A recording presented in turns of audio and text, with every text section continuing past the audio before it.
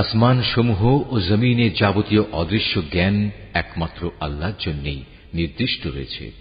কিয়ামত অনুষ্ঠানের ব্যাপার তো তাঁর কাছে চোখের পলকের ন্যায়, বরং তার চাইতেও নিকটবর্তী। আল্লাহ তাআলা অবশ্যই সর্ববিষয়ের উপর শক্তিমান। আল্লাহ তাআলা তোমাদের মায়ের পেট থেকে এমন এক অবস্থায় বের করে এনেছেন যে তোমরা তার কিছুই জানতে না। অতঃপর তিনি তোমাদের কান, চোখ ও দিল দিয়েছেন যাতে করে তোমরা শুকর আদায় করতে পারো। আল্লাহ তাআলা যদি চাইতেন তাহলে তোমাদের সবাইকে এক জাতি বানিয়ে দিতে পারতেন। তিনি যাকে ইচ্ছা তাকে বিভ্রান্ত করেন, আবার যাকে ইচ্ছা তাকে সৎ পথে পরিচালিত করেন। তোমরা কি করতে সে সম্পর্কে তোমাদের অবশ্যই প্রশ্ন করা হবে। ولا تتخذوا أيمانكم دخلا بينكم فتزل قدم بعد ثبوتها وتذوقوا السوء بما صددتم عن سبيل الله ولكم عذاب عظيم। তোমরা তোমাদের শপথগুলো পরস্পরকে প্রবঞ্চনা করার উদ্দেশ্যে ব্যবহার করো না। এমন করলে মানুষের পা একবার স্থির হওয়ার পর পুনরায় পিছলে পড়ে যাবে, এবং আল্লাহর পথ থেকে মানুষদের বাধা দেওয়ার কারণে এ দুনিয়ায়ও তোমাদের শাস্তির স্বাদ গ্রহণ করতে হবে, এবং আখিরাতেও তোমাদের জন্য থাকবে কঠোর আযাব।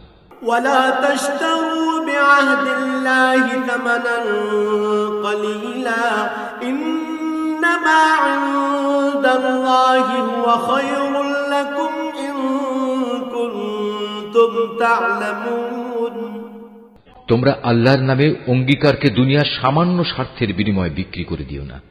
সততা ও বিশ্বস্ততার পুরস্কার যা আল্লাহর কাছে আছে তা তোমাদের জন্য অনেক উত্তম, যদি তোমরা জানতে। মা ইনদাকুম ইয়ানফাদ ওয়া মা ইনদাল্লাহি বাক ওয়া লানাজজিয়ান্নাল্লাযীনা সাবারু আজরাহুম বিআহসানি মা কানু ইয়ামালুন। যা কিছু সহায় সম্পদ তোমাদের কাছে আছে তা একদিন নিঃশেষ হয়ে যাবে। অপরদিকে আল্লাহর কাছে এর যা বিনিময় আছে তা হামেশাই বাকি থাকবে। সে আশায় যারা ধৈর্য ধারণ করেছে এবং ভালো কাজ করেছে, নিশ্চয়ই আল্লাহ তাআলা তাদের সেসব কর্মের শ্রেষ্ঠ পুরস্কার দেবেন। তোমাদের পুরুষ কিংবা নারীর মধ্যে যে ব্যক্তি কোনো নেক কাজ করবে এমতাবস্থায় যে সে হবে যথার্থ মোমেন, তাহলে অবশ্যই তাকে আমি দুনিয়ার বুকে পবিত্র জীবন যাপন করাবো, এবং আখিরাতের জীবনেও তাদের দুনিয়ার জীবনের কার্যক্রমের অবশ্যই উত্তম বিনিময় দান করব।